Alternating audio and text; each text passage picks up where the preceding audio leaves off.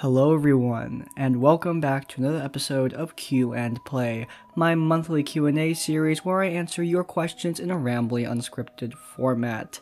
Now, obviously, you guys have seen the title. The first question we are going to be answering today is one that, well, I didn't think I'd ever answer. What do I look like? And now, I am proud to announce that at long last, after doing this YouTube thing for a little bit, I am finally doing a face reveal. So, drumroll please.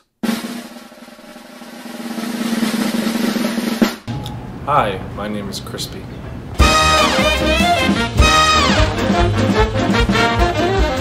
Alright, for real now, first question.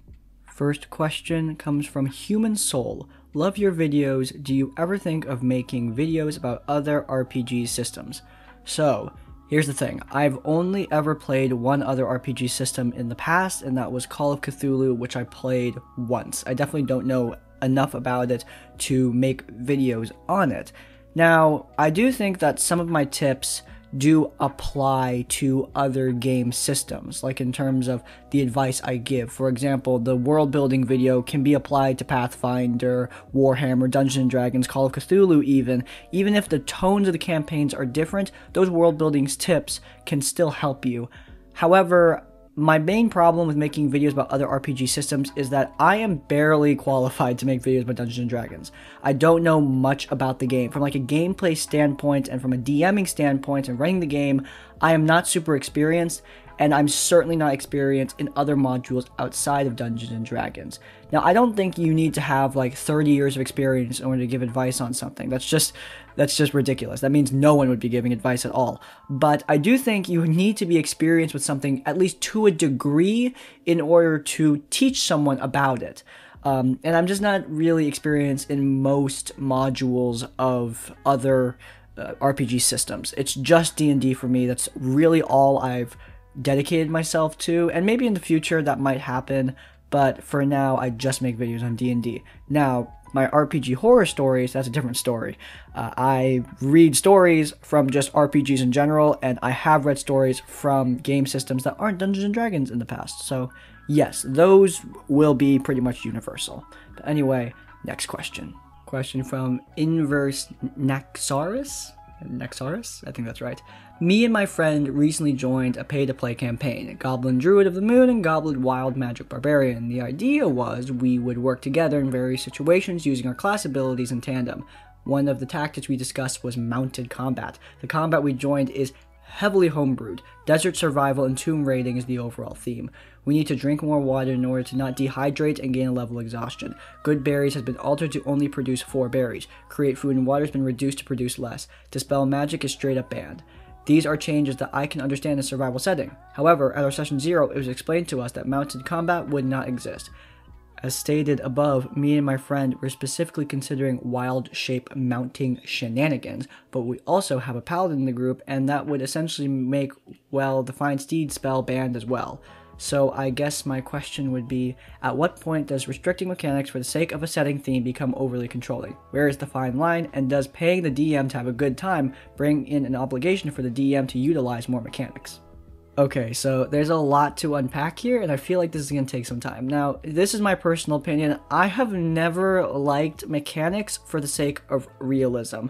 Like, if a mechanic, to me, would be annoying as a player, that means I don't include it. Like, when I'm playing, for example, Skyrim, I don't want to have to deal with cold. Like, that's my personal preference. I just want to adventure, deal with the combat. I like the combat being difficult because that's what I enjoy. I love difficult combat in video games, but I'm usually not a huge fan of overly tedious survival mechanics. Like, there was one app game that I used to play all the time with these pixel dinosaurs that I really loved. I loved that game, but it had this overly tedious town repair system that would just consume all of your resources, and it was absolutely full of crap. It was so annoying to deal with, even if the rest of the game was fun. And in my opinion, I think survival mechanics could be amazing, but for the games I run, I don't like them.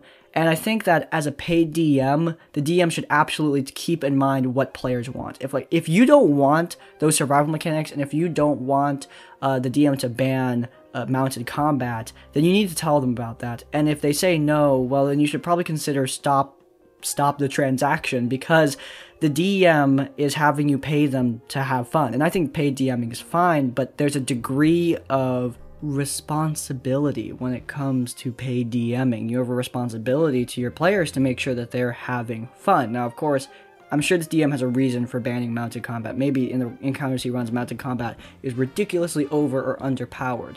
And that means that, you and the DM can have dialogue about what is or is not okay in a campaign. If you enjoy those survival mechanics and you find them interesting and fun and add a new dynamic to the game, then keep them in. But if you don't, talk to the DM, because, well, when you're playing D&D, not only now are you wasting time because you're not having fun, you're also wasting money. So yeah, talk to the DM about that kind of thing.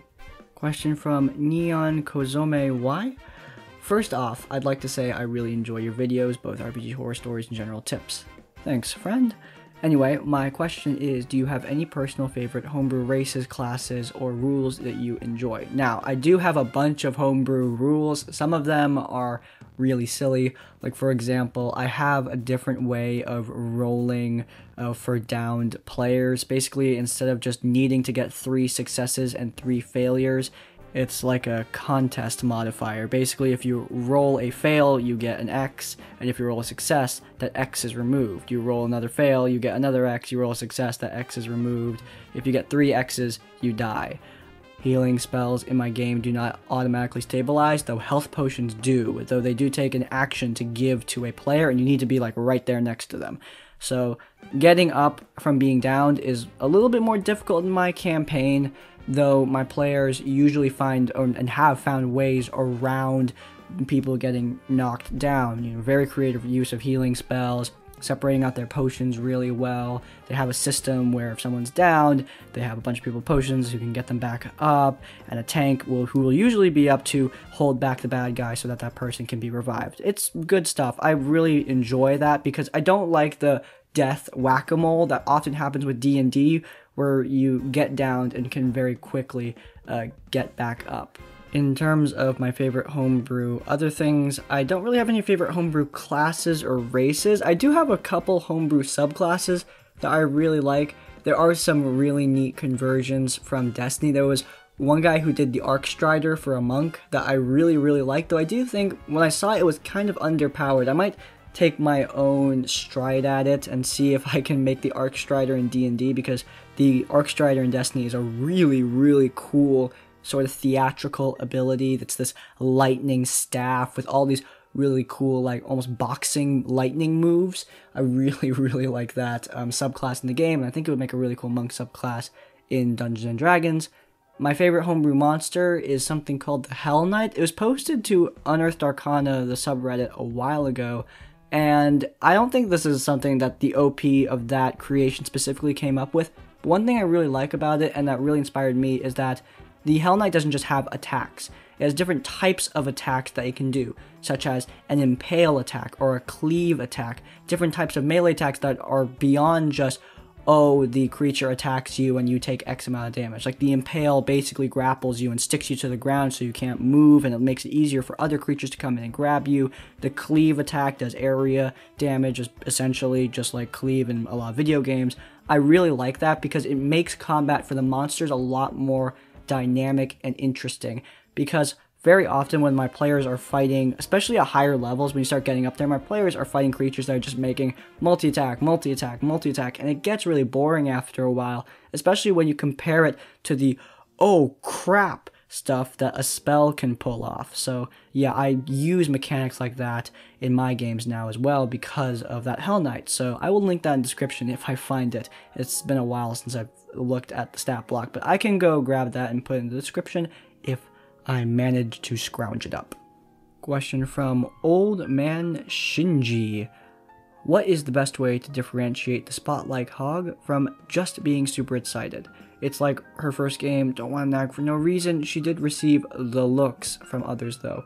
Okay, so in my opinion, there usually isn't a difference between the spotlight hog and someone who's just super excited. 9 times out of 10, I find that people who are hogging the spotlight are just very excited to get into the game and get into everything that's happening and figure out what's going on with the system and engage in the story. I mean, that's usually what happens with a spotlight hog. What I think differentiates them for real is the attitude that they have when you criticize them. Like, someone who's just super excited won't get horribly offended if you ask them to, you know, back off a little bit so that other players can enter into the game and engage with the story. Now, of course, you need to do this in a very, very kind manner. You can't be a jerk about it. Just tell them, hey man, right now, a lot of the time, you're taking up the dialogue. I've noticed that a lot of other players kind of wanted to edge in there, but a lot of the time, you are kind of taking over roleplay conversations. I love your enthusiasm, but I want other people to engage in the game. Something along those lines. We'll end it off with a question from Jace McReed. Favorite video game? I do have a favorite video game. I have a few, actually. I'm not a huge fan of superlatives. Usually, there's a lot of games that I really enjoy. Obviously, I'm a big fan of Skyrim. I use Skyrim backgrounds in pretty much all my videos, though I haven't played Skyrim in a while just because I played it for hundreds upon hundreds upon hundreds of hours in a relatively short span of time, and I just kind of got burnt out, which happens with every video game. A game that I've never been burnt out on is Minecraft. Always play Minecraft on and off. Just, it's great to load up a world and just explore around, whether it's vanilla or modded. Love Minecraft, always have, always will. I recently got into the Dishonored franchise. I'm not very good. I'm not some master of the stealth mechanics, but just the amount of creativity that you can employ in those games, and I love the trial and error of everything. Like trying to figure out a way past these guards, and then your plan going off without a hitch, teleporting around with these supernatural abilities and all these cool weapons and gear. It is absolutely amazing. I also really love Destiny. I've used Destiny in the last episode of this series, and I mean, Destiny has been the thing with me since 2014 when the game first came out. It's had its ups and downs, but overall, I mean, it's been an amazing journey. Wouldn't trade it for anything else. First video game I ever played, Sonic. Always loved Sonic. Loved Sonic since I was a kid. Love Sonic today. If Destiny has had its ups and downs, then Sonic has, well, definitely had its ups and downs. A lot of the games are hit or miss, and a lot of the time, for me at least, it is a miss. The 2D Sonic games will always be some of my favorites though. Sonic 2 and Sonic Mania that came out recently, awesome, awesome, awesome games. Though Sonic Forces, which I did buy, I think for Christmas, absolutely, well, that game really ticked me off. I really didn't enjoy that. But overall, yeah, those are some of my favorite video games. I'm sure I will come up with another game that I really love and completely forgot about, but yeah, those are the ones that I thought of in the moment. That is where we are going to wrap up this episode of Q&Play. If you enjoyed this episode and you want to see some more, then please do hit that like button and let me know you enjoyed it. If you want to see more of my content, including my other series, RPG Horror Stories, Tabletop Tavern Tips, and something new coming hopefully this Saturday, then please do hit subscribe and subscribe to Crispy's Tavern. And finally, if you want to leave some more questions or your own thoughts, go down to the comments down below. In essence, like, comment, subscribe. I will see you all next time. Farewell.